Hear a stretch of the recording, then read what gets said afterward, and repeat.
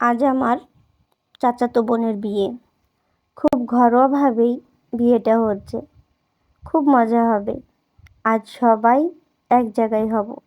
বিয়েবাড়ি মানেই আনন্দ, একসাথে খাওয়া দাওয়া, একসাথে আড্ডা দেওয়া, একসাথে হাতে হাত মিলিয়ে কাজ করা। যে যতটুকু পারে বিয়েবাড়িতে হাতে হাত রেখে সে বিয়েটা উঠিয়ে দেওয়া। বিয়ে মানেই দুটো পরিবারের সাথে দুটো পরিবারের মিল, দুটো মানুষের সাথে দুটো মানুষের আত্মার মিল। যেন আমার বোন অনেক সুখে থাকে, ভালো থাকে।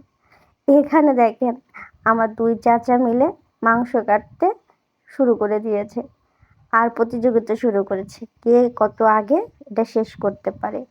আমার মেজো আব্বা অনেক ভালো মানুষ। উনি এত হাসির আর এত মজার কথা বলতে পারে, আপনারা যদি শুনতেন তো এই মানুষটাকে ভালোবেসে ফেলতেন। উনি খুব মিশুক একটা মানুষ।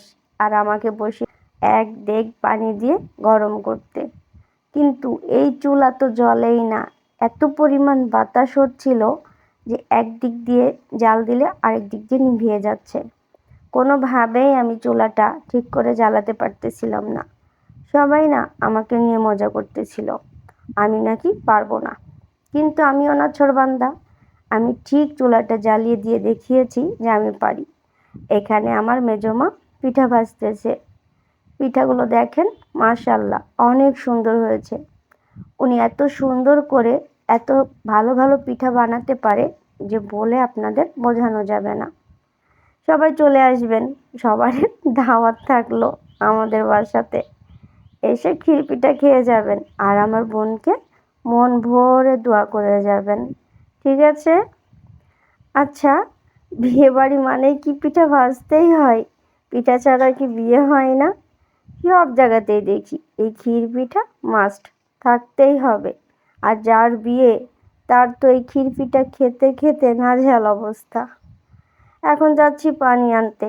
আসলে আমাদের বাসায় না টিউবওয়েল আছে, কিন্তু টিউবওয়েলের পানি অনেক আর্সেনিক। এই জন্য আমার ছোট দাদার বাড়িতে একটা টিউবওয়েল আছে।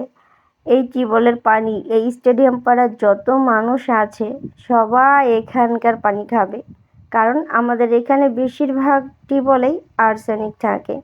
এই জন্য কষ্ট করে হলেও দূর থেকে পানি আনতে হয়। কি আর করার, বোনের বিয়ে বলে কথা, কষ্ট তো একটু করতেই হবে, তাই না বলেন? আর এই যে একটা দেখেন বিশ্ববিখ্যাত ভাইরাল টিউবওয়েল, যাকে টিপতে গেলে নাজেহাল অবস্থা। আজকের মতো এই পর্যন্তই। আল্লাহ হাফেজ।